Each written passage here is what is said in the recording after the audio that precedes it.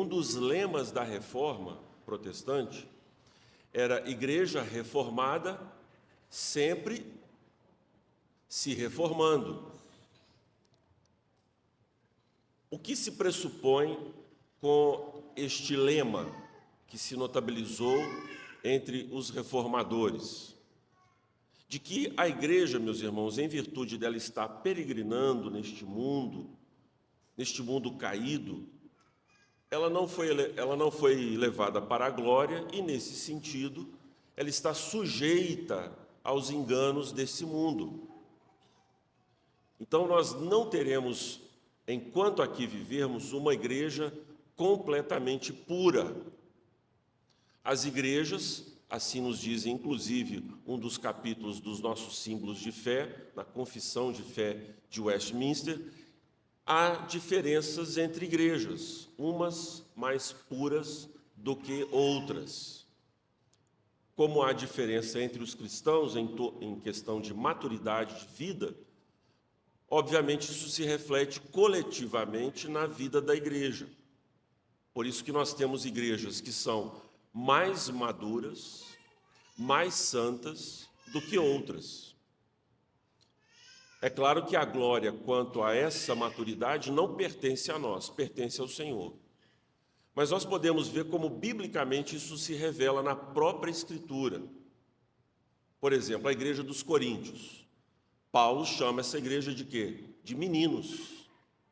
Porque eles deveriam já ser maduros e se encontram em infantilidade, no uso dos dons, no partidarismo que há na igreja, nas divisões que há entre irmãos e tantos outros problemas que nós sabemos que a igreja dos Coríntios possuía. Ao mesmo tempo, nós vemos o apóstolo Paulo abrindo a sua carta aos Tessalonicenses, dizendo quanto à maturidade deles. Apesar da sua pouca milhagem de fé, eles demonstraram tanta maturidade que estavam perguntando sobre as questões do porvir. A igreja tinha problemas, inclusive em relação ao próprio trabalho. Eles ficaram tão empolgados com a vida que viria, que alguns não estavam trabalhando. E Paulo adverte a esses irmãos: quem não trabalha, não coma. Mas, de uma maneira geral, o apóstolo Paulo ele teceu vários elogios. Podemos observar isso também, irmãos, lá nas cartas que foram dirigidas às igrejas da Ásia, a Esmirna, a Filadélfia, a Pérgamo, a Sardes, a Éfeso. Essas igrejas, elas estavam em níveis distintos de maturidade. Então o Senhor Jesus elogia Esmirna, mas ele desfere golpes duríssimos contra a igreja de Laodiceia.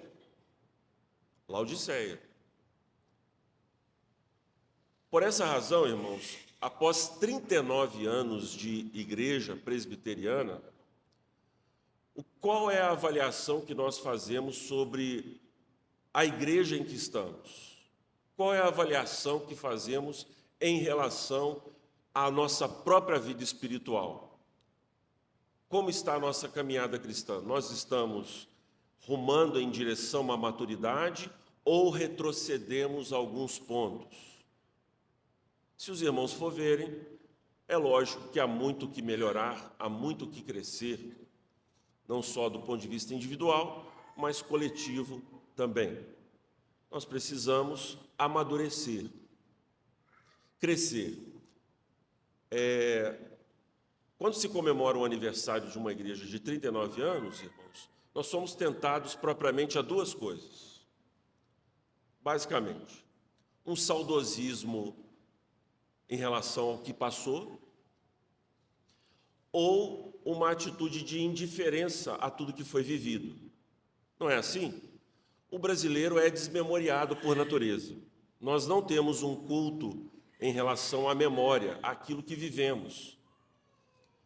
E a própria palavra de Deus nos mostra que precisamos lembrar de onde caímos para prosseguir a jornada. E também trazer à memória o quê? a esperança. Eu poderia aqui mostrar diversos versículos bíblicos em que a Escritura demonstra que os crentes têm culto pela memória, memorizar a Escritura e se lembrar dos feitos do Senhor. Então, irmãos, toda igreja que é indiferente ao seu passado, ela tende a errar no futuro. Assim se dá com a igreja e em qualquer lugar da nossa vida. Nós precisamos ter esse esforço de memória santa e dizer assim: Senhor, quais foram os teus benefícios? Quais foram as tuas misericórdias em relação a nós? E quais são, ó Deus, as coisas que fizemos que te desagradaram e o que o Senhor espera de nós no futuro? Essa deve ser a nossa postura bíblica e piedosa, irmãos, em relação ao que se passou. Tudo isso eu estou dizendo para inaugurar o nosso tema desse ano, o conhecimento de Deus. De que maneira eu posso aferir, de que maneira eu posso avaliar tanto o meu passado, quanto as práticas que estão hoje nas igrejas, a minha maturidade como cristão? Ora, não tem outro jeito, nós precisamos conhecer a Deus. Nós precisamos conhecer a Deus. Sem o conhecimento de Deus, irmãos, todas essas questões que eu acabei de levantar, que são pertinentes à nossa vida espiritual, elas cairão por terra. Ao passo que, se nós conhecermos bem ao nosso Deus, nós vamos prosseguir em conhecê-lo, amá-lo e avaliar tudo o que se passou conosco, quais são as nossas faltas, qual é o nosso nível de maturidade cristã. Por isso que é muito importante, irmãos, nós conhecermos a Deus. Eu vou fazer o que vou fazer agora, mas à noite também. Mas eu quero só lembrar de um dos feitos do Senhor com esta igreja. Nós temos hoje, irmãos, na igreja, membros que são filhos de segunda, terceira, quarta e até quinta geração dos pais que fundaram esta igreja. Eu peço ajuda aos universitários, os nossos presbíteros. Conversamos ontem, eu e Sidney, sobre esse assunto, né? E nós fomos lembrados desses feitos do Senhor. Então, por exemplo, me disseram o senhor Zé Ribeiro, pai, que o seu pai foi membro aqui. Não é isso? Então, irmãos, o senhor Zé Ribeiro, faz a gentileza, fique em pé, porque todo mundo... Então, o senhor Zé Ribeiro é história viva aqui da igreja. Por quê? Porque o pai dele, como é mesmo o nome, senhor Zé? Do papai? Agostinho Gonçalves. Hã? Ribeiro, claro, com certeza. Pode se sentar, senhor Zé. E aí o que acontece? O José Ribeiro, filho, fica em pé também, meu irmão, por favor, é filho e neto do seu Agostinho e filho do seu Zé Ribeiro.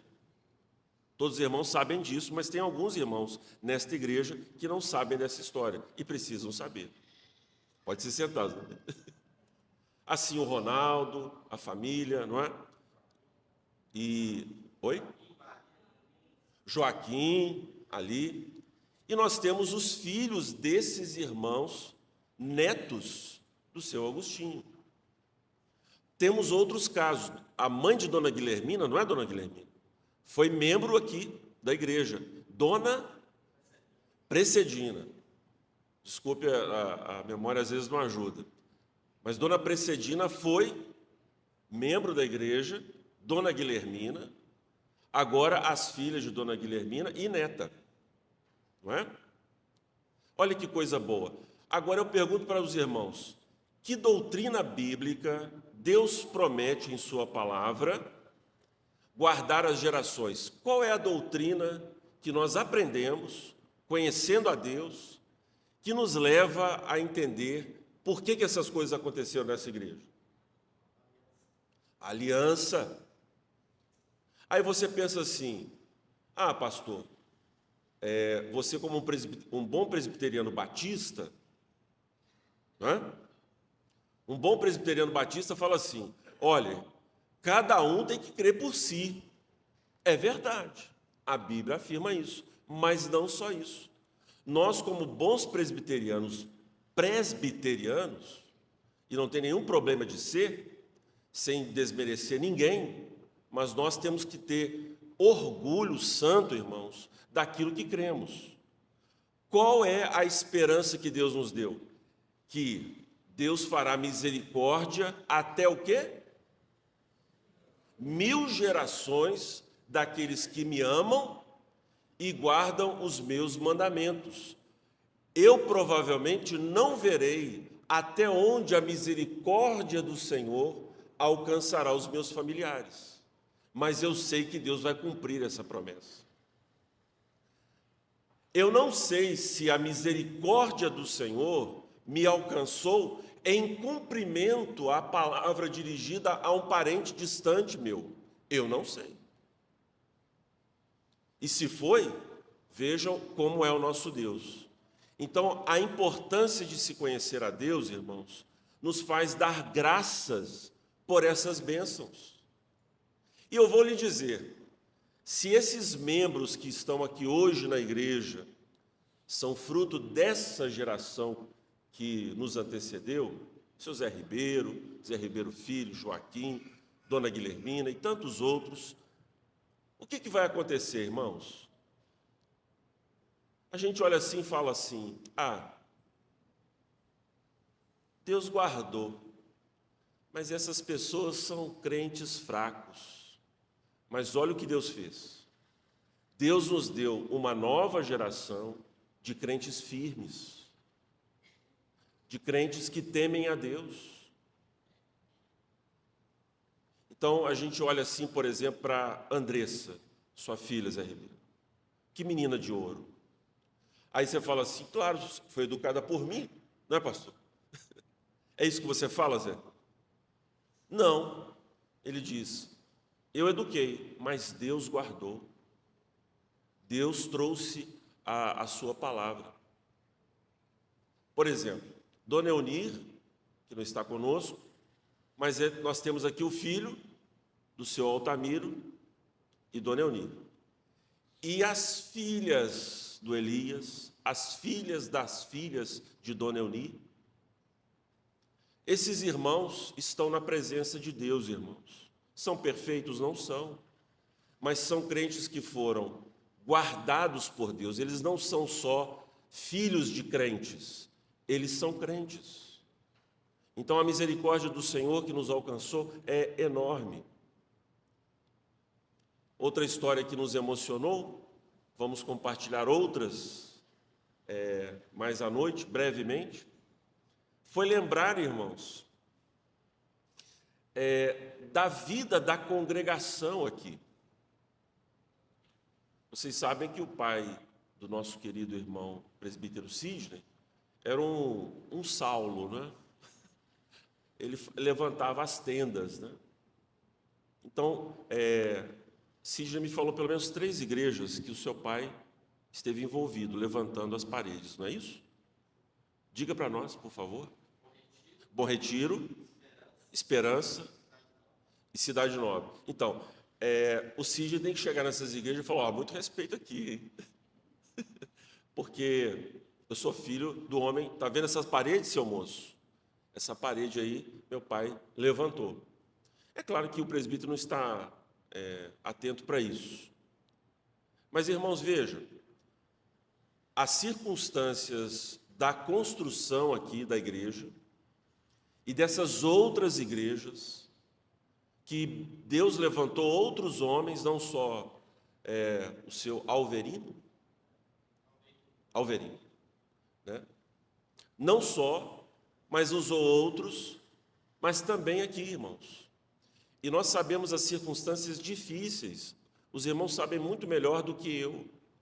Eu me coloco aqui subordinado às impressões e relatórios e narrativas, as histórias que os irmãos contam. Eu estou me colocando como porta-voz de algo que eu não vivi, mas que eu respeito, amo, E louvo a Deus por isso, porque é prova da bondade de Deus. Então, a igreja tinha pessoas, mas não tinha recursos para se tornar igreja, e o principal recurso que a igreja deve ter para se tornar igreja é justamente dar um salário digno ao seu pastor. E aí o que acontece? A igreja se tornou temporariamente, naquela ocasião, uma igreja, congregação do presbitério. Não porque a Vila Celeste destratou a Betânia, mas é por conta de uma decisão conciliar, a igreja foi abraçada pelo presbitério. E num curto prazo, se não me engano, 1 ano ou 2, Sidney, 1 ano, a igreja veio a ser igreja. Ela se emancipou de congregação do presbitério, chamada congregação presbiterial, que é uma anomalia, mas às vezes acontece, porque a congregação tem que ser congregação de igreja para que ela seja sujeita à disciplina daquele conselho. Do presbitério isso fica comprometido. Mas, afinal de contas, Deus usou desse recurso, através dessas vidas que nós falamos, para levantar as paredes daqui e de outros lugares, e trazer a realidade na qual nós estamos inseridos hoje em dia. Por isso, irmãos, há muito do que se lembrar. Ao lembrar um personagem ou outro, eu não estou aqui tomando partido, viu, irmãos? Vocês estão entendendo assim? Né? Eu estou só dizendo que nós precisamos dar graças. Então, se o seu nome não foi citado, não fique chateado com isso. Ok? Não é nenhum esquecimento da nossa parte. A questão é que precisamos trazer à memória para termos esperança, as misericórdias do Senhor que se renovaram em favor desta igreja. Os irmãos são agradecidos a Deus por essas coisas? Eu sou. E respeito, amo. Pastor, qual que é a outra tentação? O senhor falou que a gente esquece do passado.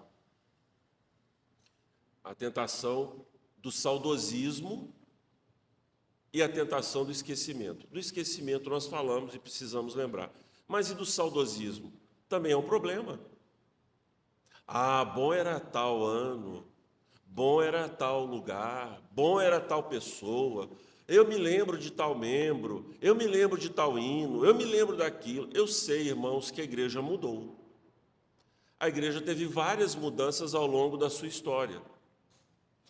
E essas mudanças, as pessoas podem julgá-las como bem quiserem, mas essas mudanças precisam ser alvo da nossa meditação, porque senão somos levados a um saudosismo que não é bíblico. Bom era isso, mas à luz da Escritura, era bom mesmo? E por que mudou? Foi para pior ou foi para melhor? Como que eu posso saber? Eu posso saber consultando a palavra. Se foi para pior, igreja reformada, sempre reformando, não é? Se foi para pior, à luz da palavra você vai lutar para acontecer o quê? Para ela voltar às antigas veredas. Se foi para melhor, o que você vai fazer? Orar para que Deus mantenha a fidelidade do seu povo. Mas nós não podemos, irmãos, nos perder no labirinto do subjetivismo, no labirinto do nosso achismo, no labirinto do nosso gosto. Nós precisamos avaliar o nosso passado, presente e futuro à luz da Escritura. Porque senão vamos desgostar do que Deus tem feito e vamos apreciar o que Deus não fez no passado, que Ele desaprovou. E vamos ter esperança de um futuro que Deus não quer trazer para a igreja. Os irmãos entendem isso? Como que é importante nós caminharmos à luz da palavra? Se desprezarmos a palavra, essas coisas vão acontecer, mas se prezarmos pela Escritura, vamos reavaliar o passado, dar graças pelo presente e ter esperança quanto ao futuro. Às vezes as pessoas chegam perto uns dos outros, eu vejo um zum, zum, zum, sabe, irmãos? Um zum, zum, zum, né, um balacobaco, essas coisas. Rádio peão. Mas. Então, a nossa empolgação, irmãos, o nosso desejo por uma igreja fiel tem que ser pautada no passado. Hein, irmãos? A princípio, não. Sim e não, né, Lília? Sim e não.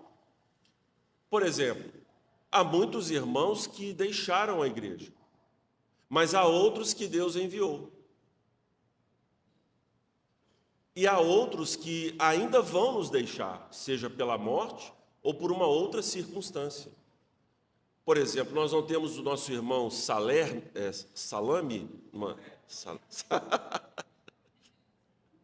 nosso irmão Salerme, atleticano, né? Atleticano, eu não posso falar nada, né? Ficar calado. Mas nosso irmão está onde hoje?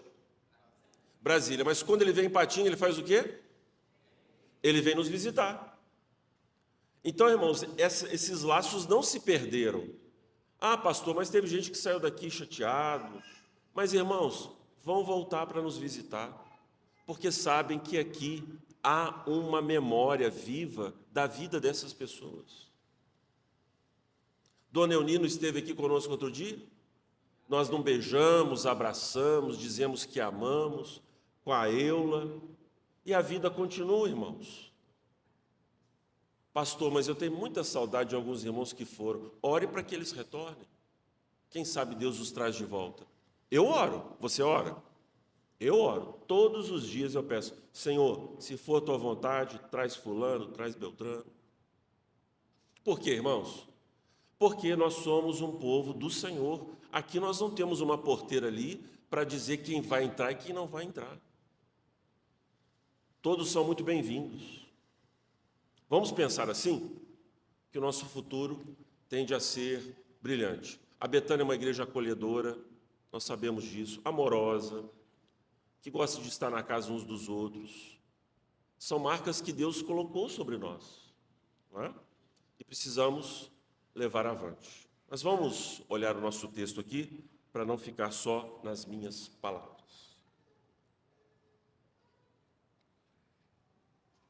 Conhecer a Deus, esse é o assunto que nós vamos tratar durante este ano de 2026. Qual que é a nossa estratégia, irmãos? A nossa estratégia é alternar o currículo cristão com formas de abordagem de ensino que atendem à maneira pela qual nós, seres humanos, raciocinamos. Como é que é, pastor? Eu explico de novo. O grande problema, irmãos, das pedagogias, das formas de ensino que estão por aí vigentes, é que elas oscilam entre polos. Elas oscilam entre formas, uma e outra. Então, nós temos uma pedagogia das Escrituras. Deus não só nos dá o conteúdo do que devemos saber, mas Ele nos ensina a forma de transmitir. Por isso que as irmãs que dão aula aqui vivem um certo dilema, porque elas encontram nas Escrituras uma pedagogia, uma diretriz sobre a maneira de ensinar, que diverge da pedagogia que está na sala de aula hoje em dia.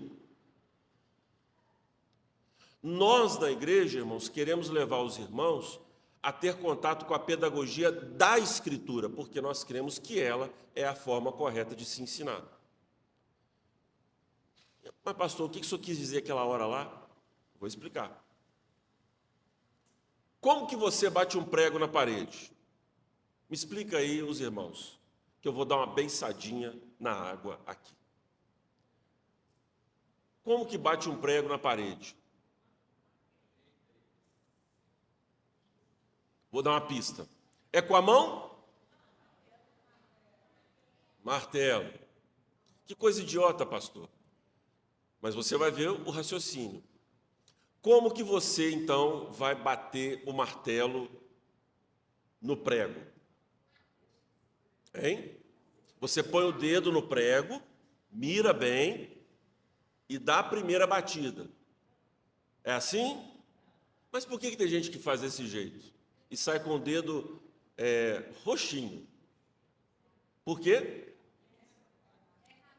Erra a mira, né? Mas erra muito. Erra demais. Mas já aconteceu isso com alguém aqui, com certeza, né? Errou a mira e aí deu aquela saudade do dedo do martelo e ficou aquele dedo roxo grande, né?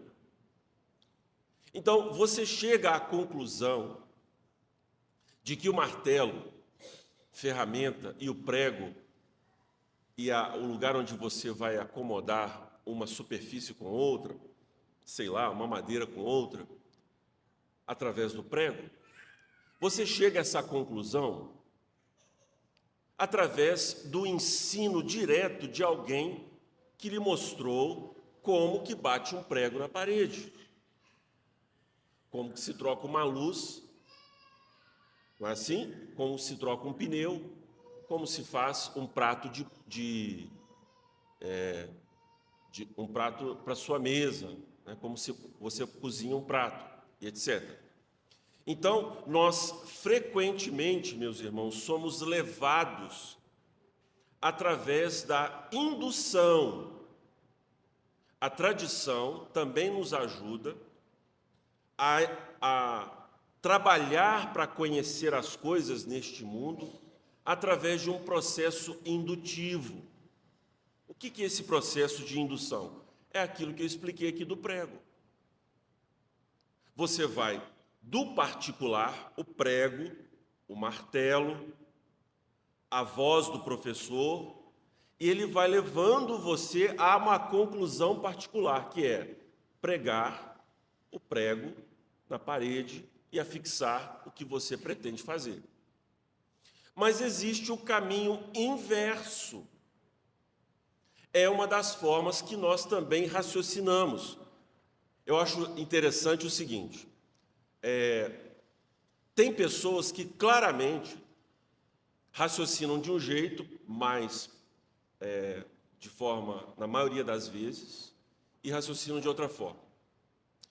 Já viram aquelas pessoas que falam assim: ô fulano, pega a chave da porta, fecha aquela porta da esquerda, depois tranca da direita e sai pelo corredor do fundo. Aí a pessoa fala assim: hã? Já viu essas pessoas? Já viram?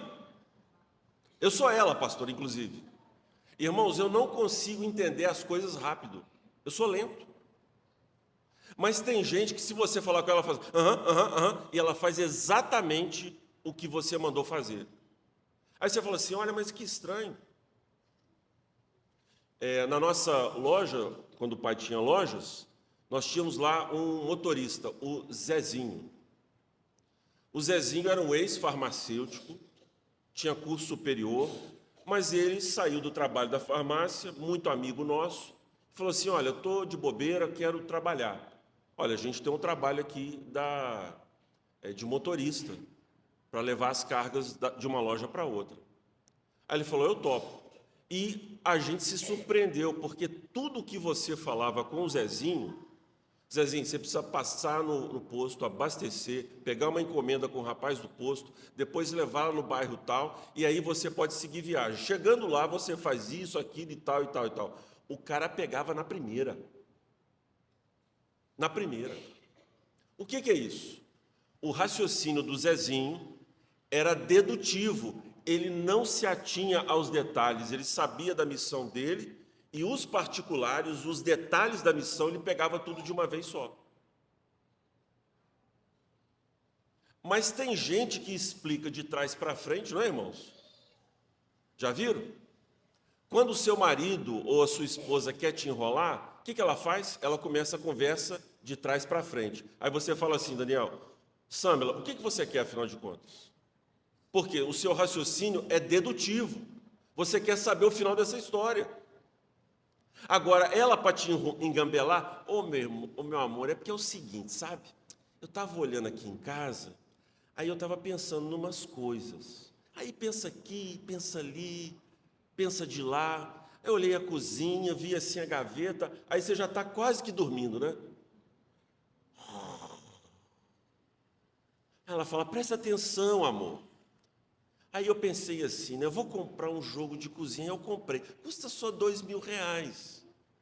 Aí você já está meio sonolento, o que? R$ 200? Tá bom, meu amor, tá bom. Mas ela contou tanta história, ela contou tantos detalhes, ela te induziu e você nem percebeu.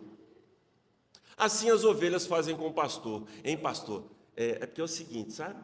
É assim, né? A gente fica pensando na Bíblia, né? O que Deus e tal. Raramente você vê um crente assim, né? Pastor, ó, pequei. Pequei mesmo. Né? O crente, para contar o pecado dele, ele dá umas voltas. Não é assim? Então, nós oscilamos, irmãos, nos nossos raciocínios, entre uma forma e outra de raciocinar. Isso está ligado às atividades do nosso coração. As mulheres, por ansiosas que são, o que acontece frequentemente com elas? Você fala assim,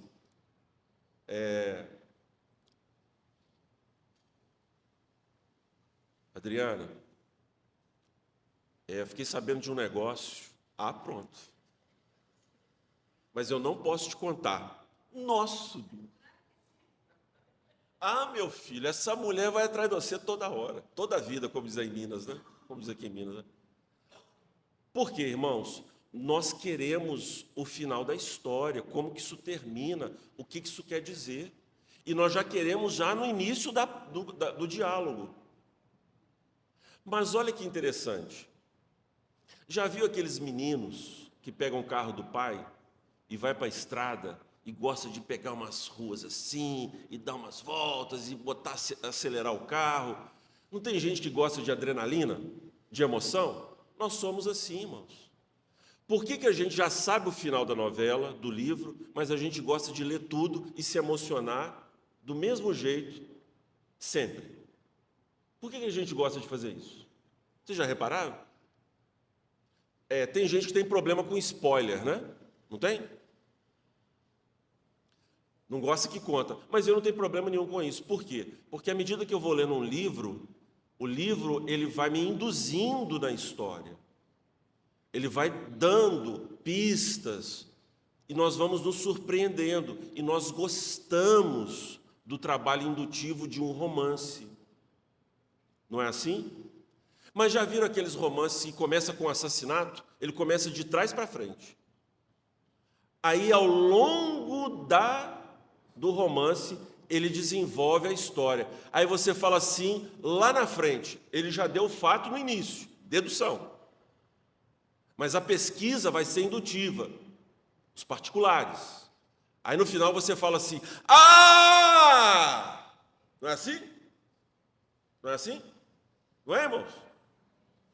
Ah, captei vossa mensagem. Entendi. E isso nós prezamos por demais no processo do ensino. Eu sou um pregador indutivo. Eu conto a história, narro os fatos, estico para lá, estico para cá. Aí no final você fala, ah, tanto que tem irmão que fala assim, pastor, a dona Hilda falou assim com a Márcia. Olha que interessante. Ó, Márcia, você vai lá na nossa igreja. E você tem que estar preparada. Por quê? Porque o pastor passeia na Bíblia. Se você perder uma parte, você não vai entender nada. Não é assim, irmãos? Aí, às vezes, eu vejo os irmãos assim, saindo fumacinha.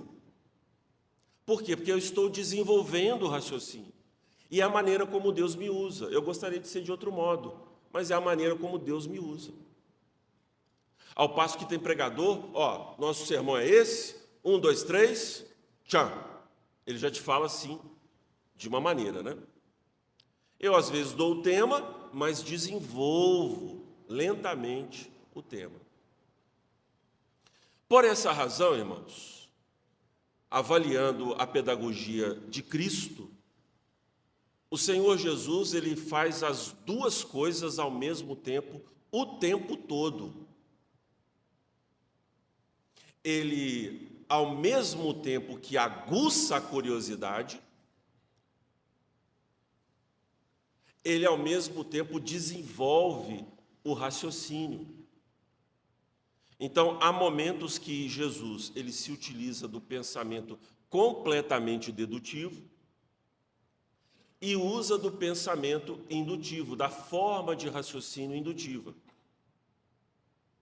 Por exemplo, o Senhor Jesus chega, os fariseus chegam perto dele e falam assim: mestre, nós queremos saber uma coisa. O que Jesus fala?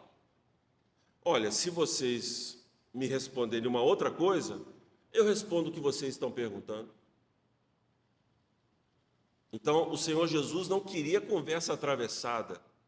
Desembucha o que vocês querem, que eu falo o que vocês vão perguntar. E aí, não deu uma coisa e nem outra. Mas os saduceus, certa vez, chegaram perto de Jesus. E eles vieram com uma historinha. Olha, teve um homem, teve uma mulher, teve duas, teve três, teve quatro. No dia lá da ressurreição, de quem ela vai ser esposa? Aí Jesus contou a história bíblica. E no final, ele fez a conclusão. O Senhor Jesus lembrou que quando Deus apareceu a Moisés, no episódio da sarça ardente, o Senhor Deus apareceu assim: eu sou o Deus de Abraão, Isaque e Jacó. Mas isso é a parte já da conclusão de Jesus, porque o Senhor Jesus vai dizer que os anjos, os homens serão no dia da ressurreição, como os anjos não vão se dar em casamento. Aí na conclusão ele fala: olha, Deus não é Deus de mortos. O Senhor Jesus infere. Depois de desenvolver o seu assunto, ele então conclui dizendo que Deus não é Deus de mortos. Para ele todos vivem. Por quê? Porque ele se apresentou a Moisés como sendo Deus, naquele momento, de pessoas que já haviam morrido. Demonstrando claramente que Moisés, Isaque e Jacó estavam vivos. Eles não estavam mortos. Eles tinham morrido de fato, a morte física, mas as suas almas estavam presentes diante de Deus. Por essa razão, irmãos, muitas igrejas são boas de Bíblia. Já viu igreja assim? Você pergunta para o crente e fala assim: conta para mim a história de Davi com Batseba. Não é assim? Conta para mim a história do dilúvio. Agora fala para mim qual é a teologia do dilúvio.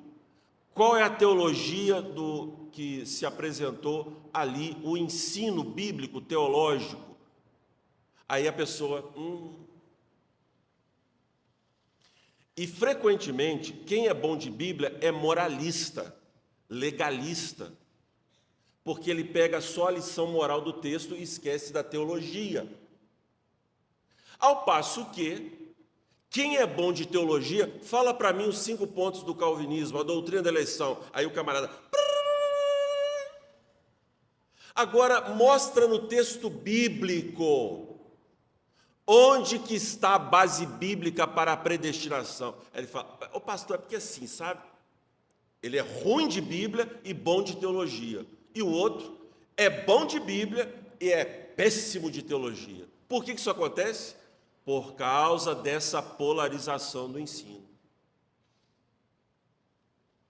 E aí o que acontece com o que é bom de teologia? Sabe tudo, e a sua vida é uma porcaria, porque ele não sabe nada de Bíblia. Eu vejo alguns irmãos, sabe? Chega filosofando, não, porque Foucault disse isso, eu fico olhando assim. Ele nem sabe com quem está falando, achando que eu não li essas coisas. achando que o pastor é um panguá. Mas eu já li muita coisa, tá, irmãos? Mas alguns eu faço de bobo para viver, sabe? É mesmo, Foucault disse isso. Olha, Nietzsche disse isso. Não, porque o teólogo fulano de tal falou isso. Aí eu falo assim, mas dá a base bíblica disso aí. A pessoa não sabe. Então, irmãos, é muito sério você ver igrejas muito boas de Bíblia. Não tem igreja melhor do que a Assembleia de Deus para ler a Bíblia, não, tá? Não tem. Se você for numa Assembleia de Deus raiz, o rapaz te fala a Bíblia inteira. Já leu a Bíblia umas 20 vezes. Mas não tem igreja melhor do que teologia do que a presbiteriana, não. Tá bom? Mas quando você vai olhar as deficiências pedagógicas, é notório. Umas igrejas se destacam pela teologia e são péssimos leitores bíblicos, ao passo que outras igrejas são bons leitores bíblicos e péssimos na teologia. Para corrigir isto, é a pedagogia redentiva de Jesus, que não faz cisão entre uma abordagem e outra, mas unifica isto, irmãos. Por isso que a Escritura nos diz para conhecer o Senhor. No ano passado, nós fizemos um trabalho indutivo de teologia bíblica, examinando os textos bíblicos que revelam, por exemplo, o Filho de Deus, examinando os textos bíblicos que falavam sobre as biografias das mulheres de Deus. Com as crianças, nós partimos para um trabalho mais dedutivo, mas a princípio nós queríamos, e assim foi passado em parte, trabalhar as narrativas bíblicas, contar histórias para as crianças. Agora, este ano, nós vamos mudar o foco. Vamos trabalhar teologia sistemática, que tem base bíblica, mas nós vamos enunciar o que vamos estudar, os tópicos da teologia, e vamos começar com a doutrina do conhecimento de Deus. Irmãos, eu conheço pouquíssimas igrejas que, além desta abordagem diversa, tem a abordagem evangélica. Isso é outro fator importantíssimo. A maioria das escolas bíblicas dominicais fornecem para as pessoas conhecimento teológico, muitas vezes sem o evangelho. Pastor, como que é isso? É mais ou menos assim. Como você pode ter um casamento feliz? Classe de casais. Aí chega lá, olha, o marido deve ser assim, a mulher deve ser assim, vocês devem fazer isso, culto doméstico, vocês devem assim. Mas, irmãos, o que falta?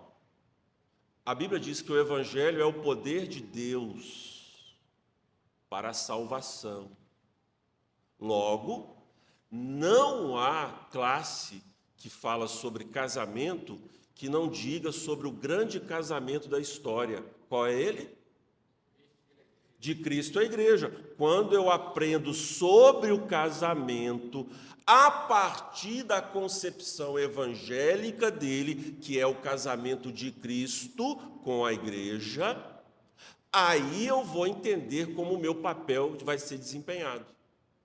Mas, irmãos, a maioria das igrejas ensina sobre casamento cristão, sem Cristo. A historinha, né? Exatamente. Fica por Davi mesmo. Quem aqui, muito bem lembrado, amado presbítero, quem aqui nunca se deparou com a história de Davi e Golias, até teatrinho na igreja? Fala para mim, quem não se deparou? Muitas vezes, não é? Mas a história de Davi e Golias não tem nada a ver com as pedradas, irmãos. Não tem nada a ver, 5 pedrinhas, a fé, o amor. Esse é bravo, né? Esse é bravo. A história de Davi e Golias, irmãos, está relacionada a Cristo. A história de Davi e Golias está totalmente relacionada à história da redenção, à proteção do povo de Deus, prometida a Abraão, para trazer a vida ao Messias, de que Deus se tornaria inimigo das nações inimigas de Israel. Então, há uma história por cima da coragem de Davi que é muito mais importante. Mas o que ressalta? Olha aqui, crianças, como Davi era um homem de fé. Até parece, né? Até parece. Era um homem segundo o coração de Deus, mas assassino, adúltero e sanguinário, diz a Bíblia. Mas o que a pessoa ressalta? Olha a fé de Davi, a coragem de Davi. E não fala de Cristo. Então, irmãos, nós precisamos alternar entre essas abordagens e sempre falar do Evangelho. Por quê? Nós detectamos isso na vida de vários irmãos. Irmãos dizendo assim: a gente tem que fazer a nossa parte, né, pastor? Mas você consegue fazer a sua parte? Quem fez a sua parte por você? Jesus. Então, irmãos, essa história que a gente tem que fazer a nossa parte é doutrina católica romana, não é o Evangelho. Faz a tua parte que eu te ajudarei, né, pastor? Aí eu falo, está lá em Heresias, capítulo 4, versículo 3. Por quê? As pessoas acham que Deus age porque a gente age, irmãos. Mas a Bíblia diz o contrário. Desenvolvei a vossa salvação com temor e tremor. Aí, pastor, está vendo? Tem que fazer a sua parte. Mas lê o resto do versículo. Lê o resto. Alguém se lembra?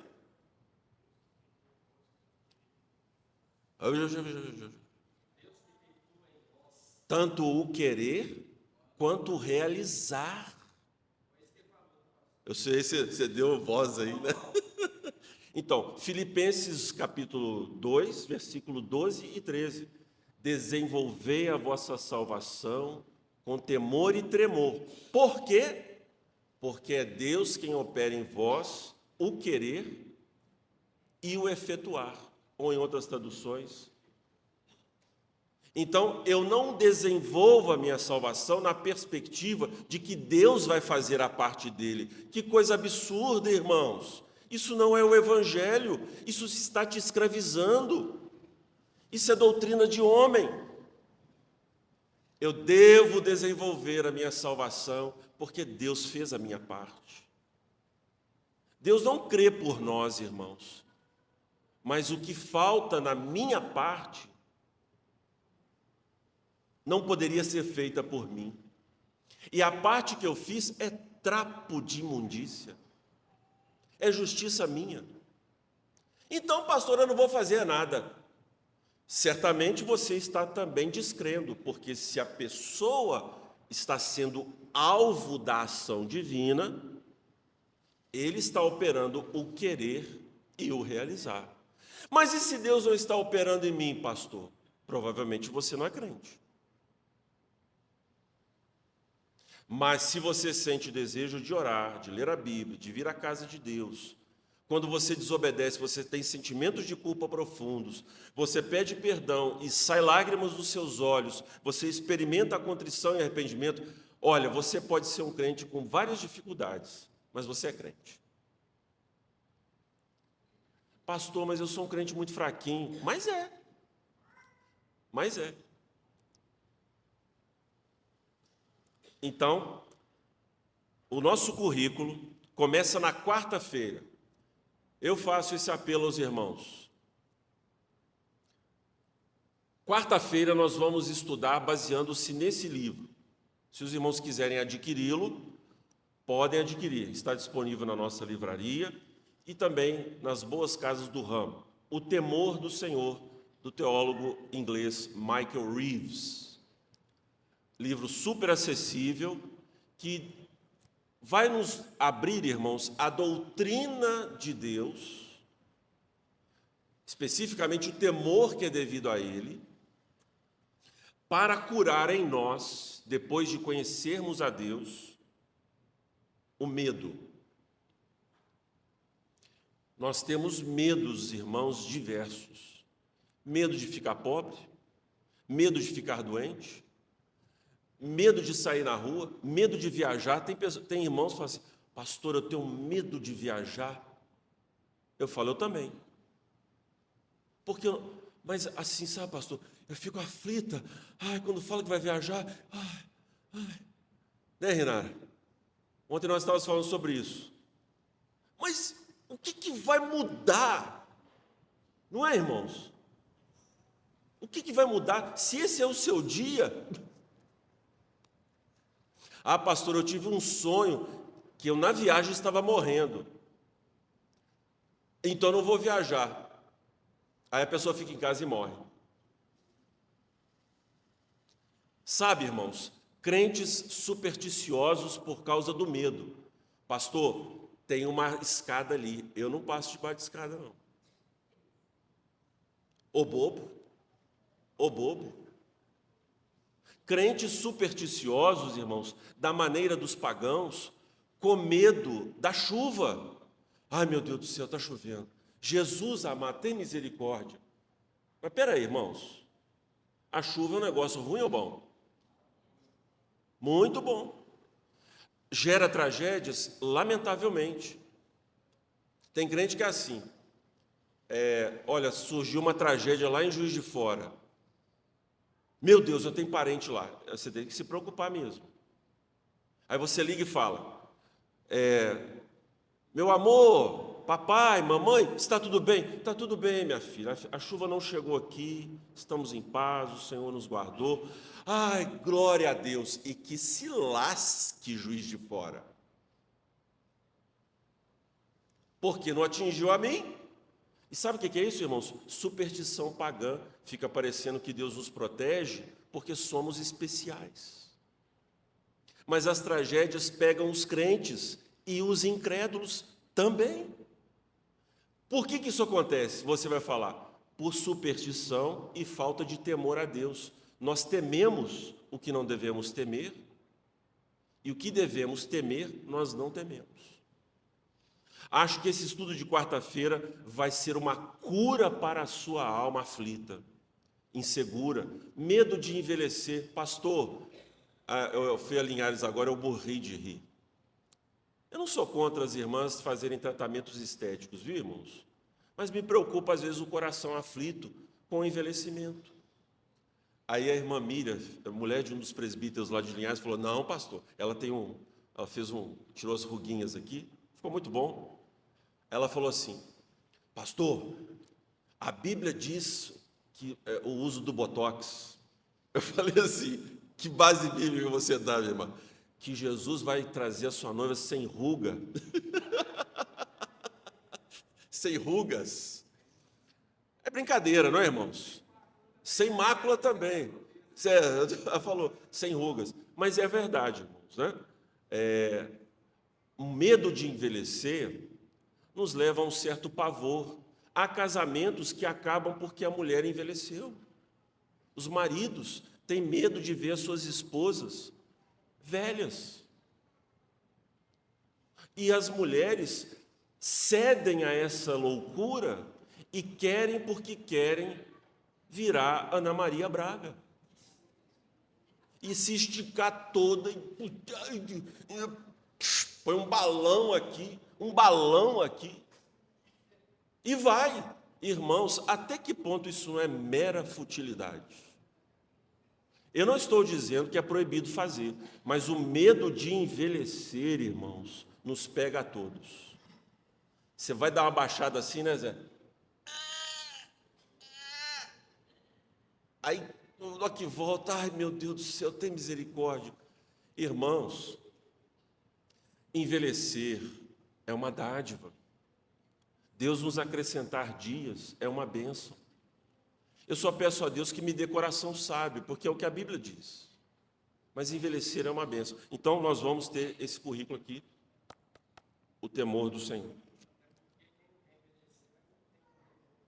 Não tem, tem que morrer novo, né? A única solução, né, Cisne? No currículo da Escola Bíblica Dominical, nós vamos desenvolver com os homens da igreja, com toda a igreja, esse livro que é um clássico da teologia do J.I. Packer, teólogo anglicano, reformado, um homem de Deus, já falecido. Ele escreveu O Conhecimento de Deus. Todos os livros que nós vamos adotar esse ano têm guia de estudos. Os professores da escola dominical vão mostrar isso para os irmãos na semana que vem, se Deus quiser. Por que eu adotei livros que são clássicos, bons, né? Sugeri para os irmãos do conselho, foi aprovado,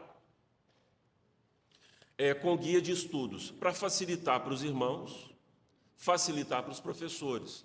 Não é algo que você tem que seguir à risca, mas vai ajudar bem a explorar os assuntos. Então, o guia de estudos, O Conhecimento de Deus, só para dar um salzinho na boca dos irmãos. O nosso livro começa assim. Tem sido dito que o estudo apropriado da humanidade é o estudo do homem. Eu não refutarei a ideia, mas creio que seja igualmente verdadeiro que o estudo apropriado do eleito de Deus seja Deus. O estudo apropriado de um cristão é a divindade. A mais elevada ciência, a mais sublime especulação, a mais poderosa filosofia, que jamais poderá ocupar a atenção de um filho de Deus, é o nome, a natureza, a pessoa, a obra, os feitos e a existência do grande Deus a quem ele chama de seu Pai.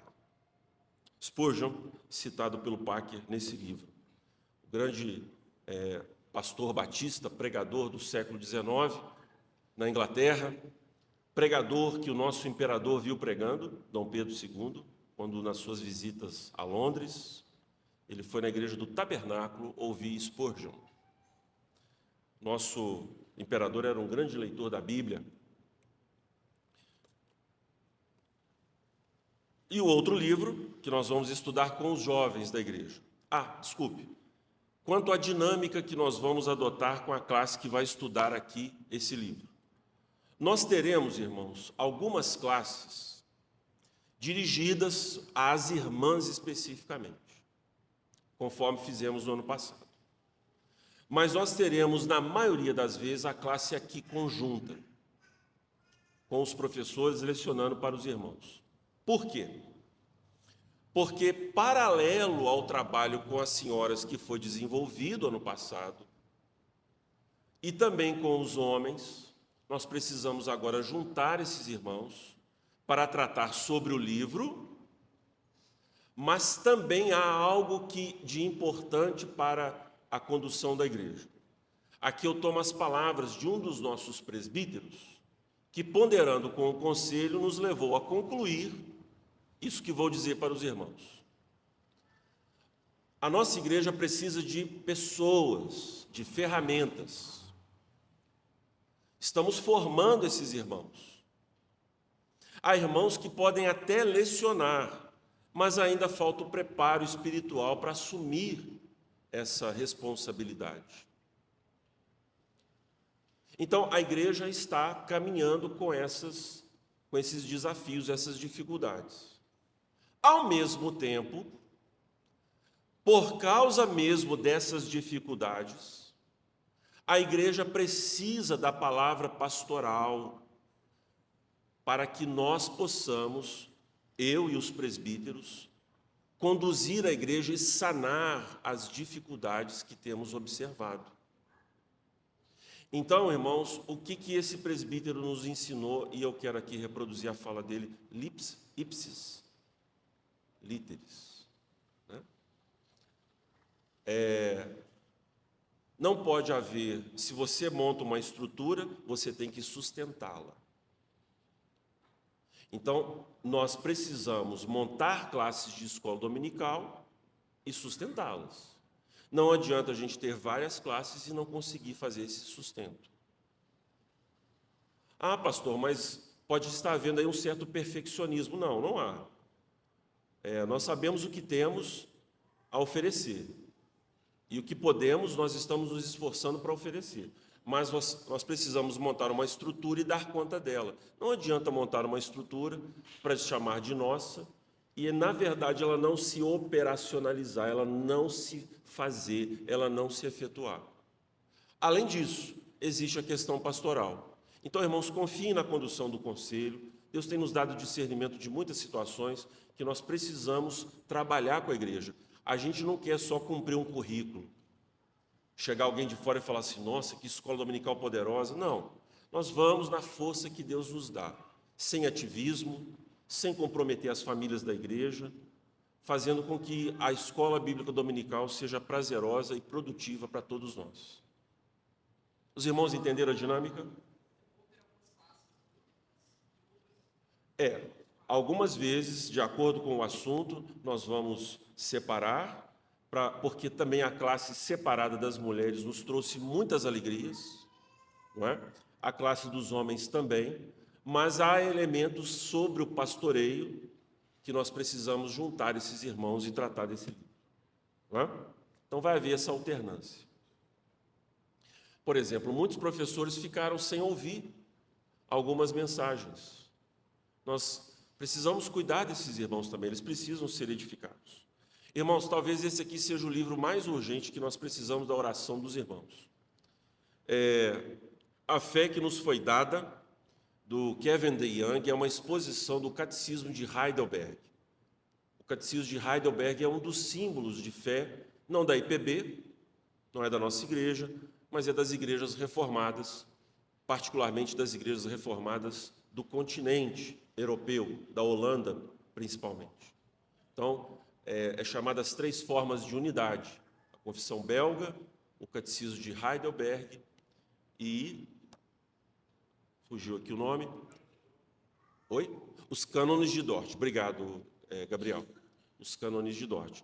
Então, nós temos aqui o estudo do catecismo de Heidelberg. Nós vamos juntar o estudo do catecismo junto com aulas de apologética, de defesa da fé cristã, sobre a existência de Deus, para casar o currículo com o que nós vamos ver no templo. Então, irmãos, eu quero fazer um apelo, um desafio. Eu serei o professor dessa turma. Estou responsável esse ano para cuidar dos jovens da igreja. E os nossos jovens estão dispersos, irmãos. Os nossos jovens estão sem vir frequentar o culto da igreja. Nós precisamos ajuntar esses irmãos. É uma classe só, de adolescentes e jovens. Então, você pai, você mãe, fale com seu filho, pegue um ferrão, viu? E insista. Não, pastor, não, fala, meu filho, você tem que ir na classe de escola bíblica dominical. Você precisa ouvir a palavra de Deus. Por que você não quer ir? O que está acontecendo? Vai, você precisa se alimentar. Mãe, eu não quero ir, mas vai e fala, meus irmãos, porque os nossos jovens precisam ouvir. Os nossos adolescentes estão enfrentando lutas duríssimas na escola, na faculdade, com namoro que não convém, com vários problemas. E nós precisamos ajuntar essa juventude e trabalhar com eles, irmãos, em oração e jejum, para Deus nos dar de volta os filhos da aliança.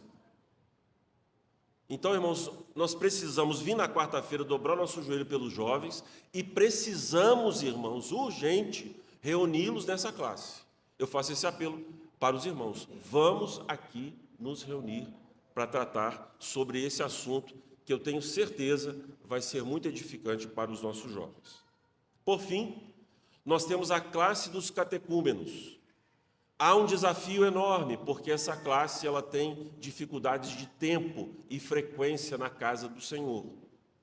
São eles, Edésio e Márcia, querem frequentar a igreja, mas têm dificuldade de locomoção. Precisamos dar o discipulado na casa deles, porque o Edésio precisa de cuidados, ele é paraplégico, os irmãos viram.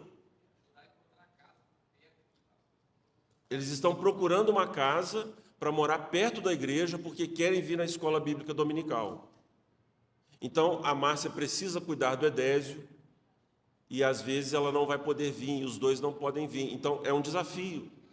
Nós temos o Ricardo e a Nete, pais da Ana Clara. Querem estar conosco, já manifestaram o desejo, querem frequentar a classe. Nós precisamos trabalhar com esses irmãos, mas eles moram lá na China. Na China não, hein? Fabriciano. Mas do jeitinho que Deus trouxe o Gabriel, que morava para lá da China, né? Aonde Judas perdeu a meia, porque a bota foi Fabriciano. O Senhor trouxe esse homem para nós, irmãos, que tem sido uma bênção.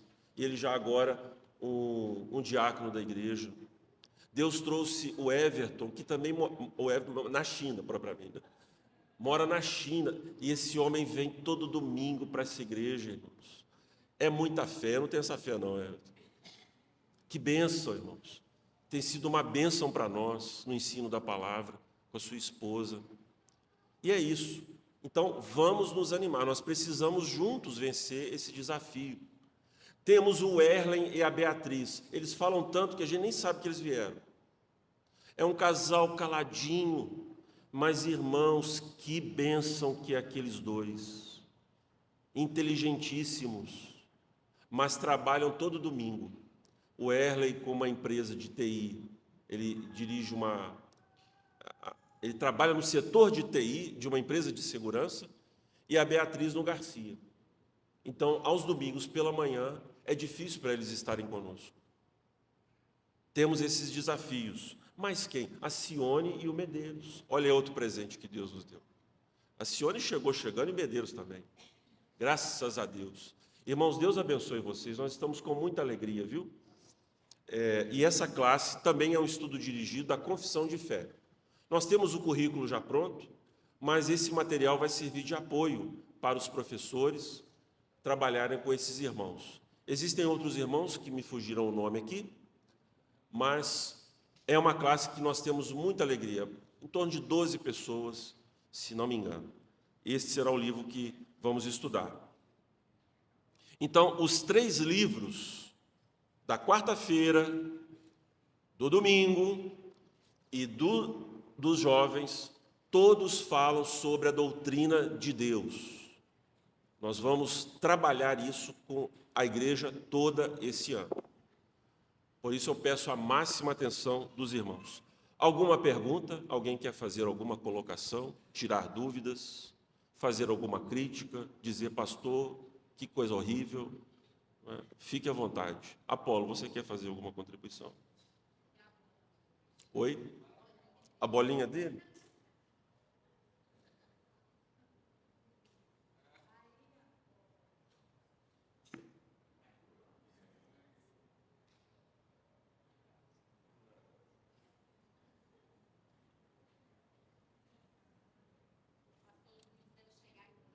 Isso, é o que eu ia falar. Jóia. Então, irmãos, os livros já foram encomendados e vai ser naquele esquema de reembolso. A igreja comprou, vocês com seus dízimos compraram, e o conselho fez isso por vocês, mas nós vamos pedir o reembolso desse valor. Mas nós vamos repassar num valor acessível para os irmãos. Como fizemos ano passado, o conselho vai subsidiar um tanto para que fique acessível para os irmãos. Nós precisamos só acertar esses detalhes, mas os irmãos já podem, logo quando chegar os livros, ou no domingo mesmo, quando vamos iniciar a classe, acessar os livros e levar para casa. Pastor, eu posso pagar depois? Pode, a gente confia em você. Mas se você não pagar, nós vamos esperar. Pois não, Gabriel?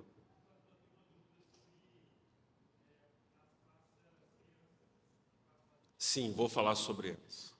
Mas boa pergunta.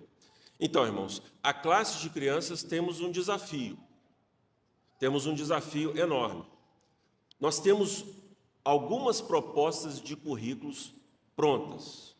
Nós precisamos aplicá-las, mas quanto ao currículo, não há o que discutir, nós já temos esse material. O que nós precisamos é definir a dinâmica de como será. Nós vamos, se Deus quiser, fazer isso essa semana, já era para termos feito, e definirmos o conteúdo específico daquilo que nós já temos para passar para os irmãos. Então, nós já temos algumas propostas claras e precisamos aplicar isso da maneira que for melhor para os irmãos. É um desafio porque nós estamos convictos de que os pais precisam participar desse processo. Então, eles podem, inclusive, ministrar as aulas como nós temos feito. Mas não precisa ser algo tão congelado que não permita que outras pessoas estejam na classe ministrando a escola bíblica dominical. Sim. Sim.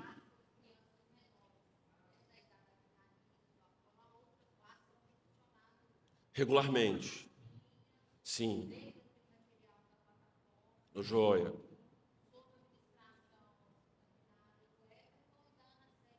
Sim.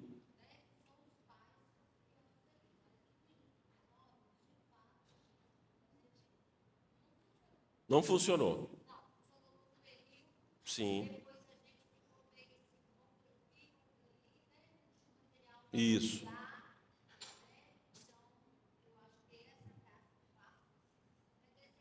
Sim. Claro.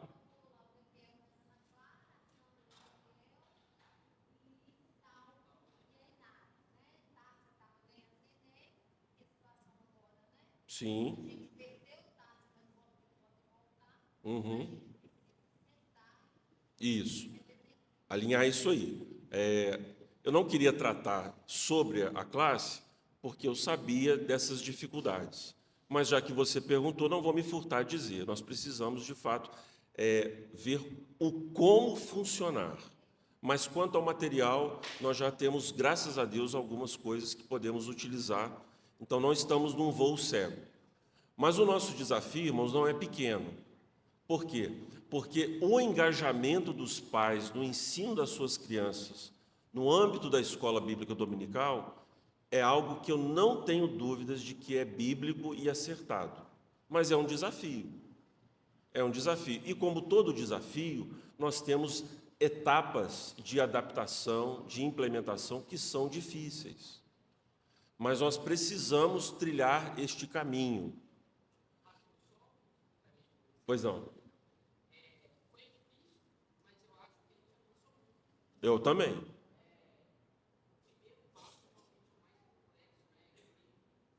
Sim.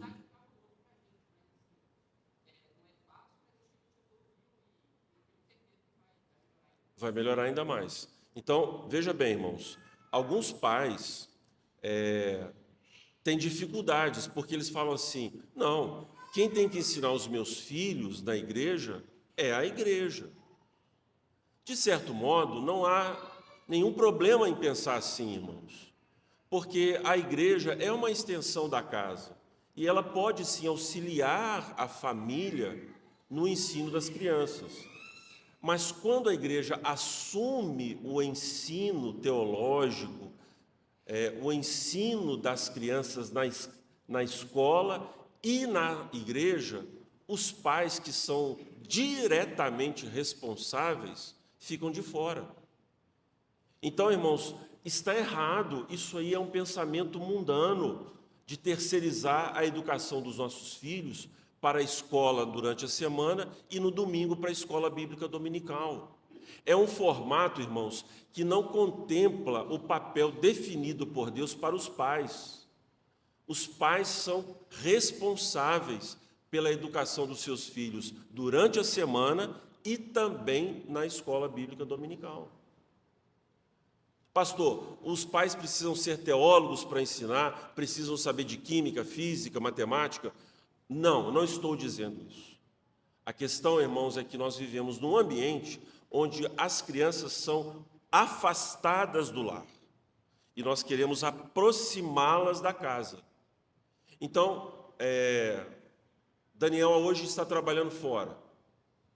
Você fica segunda a sexta longe de casa. Você tem o sábado, um pouco, e o domingo para estar com o Apolo. Aí o que eu faço? No sábado tem reunião da UCP, aí eu pego e vou para a festinha, para o aniversário, e deixo a minha menina, meu menino com a igreja. No domingo tem a EBD e à noite tem o culto. Que hora que o Daniel vai ser pai da aliança dessa criança? Não pode, irmãos. Nós estamos plantando o desvio do Apolo. Porque não é a frequência à igreja que vai mantê-lo, é a educação paterna. Você percebe? Isso é importantíssimo. Nós precisamos fazer o nosso papel, não a nossa parte, mas o papel que Deus designou para fazermos. Irmãos, uma breve consideração aqui para terminar sobre o texto bíblico que a gente leu. Eu acabei saltando e não quero fazer isso. Paulo cita esse versículo, irmãos, em Jeremias, falando sobre a glória de se conhecer a Deus. Tanto lá no contexto de Corinto, quanto no contexto de Jeremias, a fala de Jeremias e a citação de Jeremias por Paulo aos coríntios tem em vista a soberba humana, a arrogância humana. No caso dos israelitas, pela sua atitude de arrogância quanto à idolatria. E é por isso que Deus iria expulsá-los da terra. E lá no caso dos coríntios, a sua arrogância se revelou na maneira como eles estavam vivendo a vida cristã na igreja. Um ensoberbecido em relação ao outro, com partidos, mau uso das línguas, com heresias, com disputas entre eles. Então, a palavra de Deus para nós essa manhã, e eu termino aqui. Conhecimento de Deus, irmãos, nos coloca no nosso lugar. Nós precisamos conhecer a Deus, não meramente no sentido teológico, racional, mas conhecer a Deus significa se vincular a Ele pela compreensão da nossa mente e a nossa prática cristã. Conhecer a Deus significa se vincular ao Senhor de tal maneira, pelos laços do amor pactual dele, e ele se dá a conhecer a nós. Nós conhecemos a Deus, irmãos, porque ele assim se revelou e nos aproximou dele mediante o seu Filho para que pudéssemos ter este acesso. Então, a nossa glória, a nossa exultação, o nosso louvor a Deus é porque ele é o nosso Deus, porque nós o conhecemos. O povo de Deus perece porque lhe falta esse conhecimento de Deus. Conhecimento de Deus evangélico. Ou seja, nós não vamos passar por esse currículo esse ano para conhecer a Deus alimentando a nossa justiça própria. Eu sei sobre Deus. Não. Aquele que conhece a Deus verdadeiramente, irmãos, obedece. Aquele que conhece a Deus verdadeiramente ama a sua palavra e considera os seus caminhos. Por isso que o conhecimento de Deus para nós, segundo aquilo que Jesus nos ensina, é a vida eterna, irmãos. Estava ouvindo uma música esses dias, e a letra da música fala sobre a possibilidade do congelamento do tempo. Já viu aqueles momentos que a gente tem felicidade? A gente não gostaria que esse momento ficasse congelado? Mas, nessa mesma música, o autor fala que o tempo não tem jeito, ele vai passando e essas experiências ficam para trás. Há uma outra música também que fala sobre um poema de um autor inglês de anos atrás, sobre uma terra paradisíaca na China, onde você poderia beber um leite e comer um mel da vida eterna, da vida sem cessar. E aí a música termina replicando o poema do Samuel Taylor Coleridge, falando assim, olha, tá chato isso aqui, em outras palavras. O tempo congelado, irmãos, não é a vida eterna. Sabe o que é a vida eterna? Não é o tempo que não para, ou o tempo eterno que não tem fim. A vida eterna não é essa. A gente acha que é. A vida eterna é conhecer a Deus e a Jesus Cristo. A Bíblia diz isso. A vida eterna, meus irmãos, é saber quem Deus é. Se estamos sujeitos no tempo para conhecer a Deus, ou na eternidade, quando assim Deus instaurar, renovar todas as coisas, o que mais importa sob o tempo e na eternidade é conhecer a Deus. Já viu quando alguém te conta uma história e você quer que o tempo não pare? Conhecer a Deus, irmãos, verdadeiramente, na mente e no coração, é o tempo eterno. Ok? Vamos orar?